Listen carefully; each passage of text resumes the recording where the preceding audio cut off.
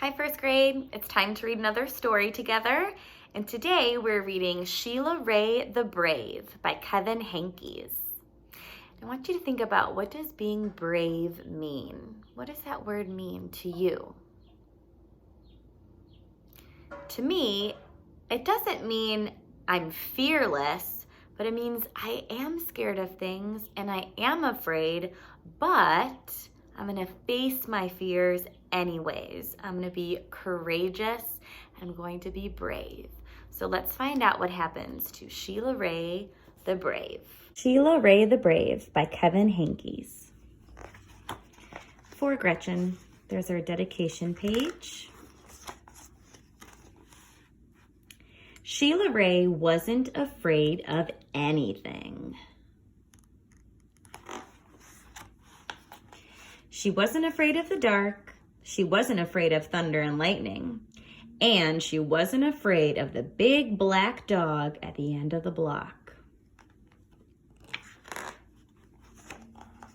At dinner, Sheila Rae made believe that the cherries in her fruit cocktail were the eyes of dead bears, and she ate 5 of them. At school, Sheila Rae giggled when the principal walked by. And when her classmate Wendell stole her jump rope during recess, Sheila Rae tied him up until the bell rang. "I'm very brave," Sheila Rae said, patting herself on the back. Uh-oh. Sheila Rae stepped on every crack in the sidewalk without fear. When her sister Louise said there was a monster in the closet, Sheila Rae attacked it. And she rode her bicycle no-handed with her eyes closed. "Yeah, yeah, Sheila Rae," her friends yelled, clapping their hands. I would not recommend that. That does not look safe. One day, Sheila Rae decided to walk home from school a new way. Louise was afraid to. "You're too brave for me," Louise said. "You're always such a scaredy cat," Sheila Rae called. "Am not," whispered Louise. Sheila Rae started off skipping. "I'm brave," she sang. "I am fearless." She stepped on every crack and she walked backwards with her eyes closed. Look at Louise hanging around, trying to see what she's doing. She growled at stray dogs. She bared her teeth at stray cats. And she pretended that the trees were evil creatures. She climbed up them and broke their fingers off. Snap, snap, snap. Whoa, another thing I wouldn't recommend doing. We don't want to hurt our trees. There she is again.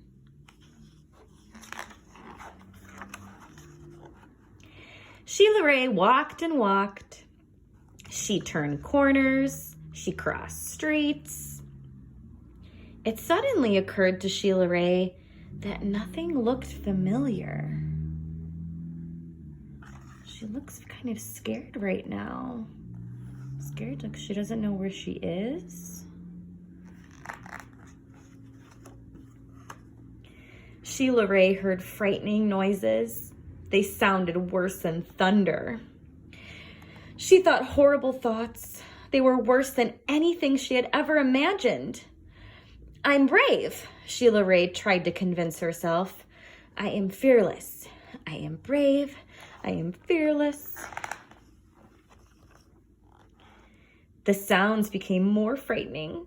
The thoughts became more horrible. Sheila Rae sat down on a rock and cried. "Help," she sniffled. She thought of her mother and her father and Louise. "Mother! Father! Louise!" she cried.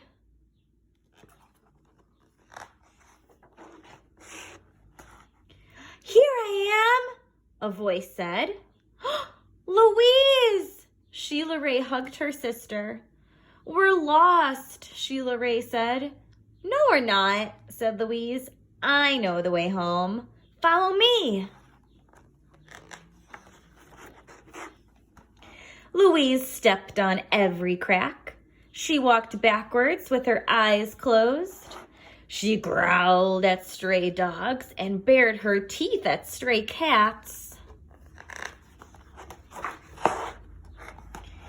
And she pretended that the trees were evil creatures. She jumped up and broke their fingers off. Snap, snap, snap. Sheila Rae walked quietly behind her. They walked and walked. They crossed streets. They turned corners. Soon their house could be seen between the trees. Sheila Rae grabbed Louise and dashed up the street. When they reached their own yard and the gate was closed behind them, Sheila Rae said, "Louise, you are brave. You are fearless." Look at her flying. "We both are," said Louise, and they walked backwards into the house with their eyes closed. The end. So Sheila Rae is always the brave one, but it was kind of time for someone else to be brave. And her sister Louise was also brave.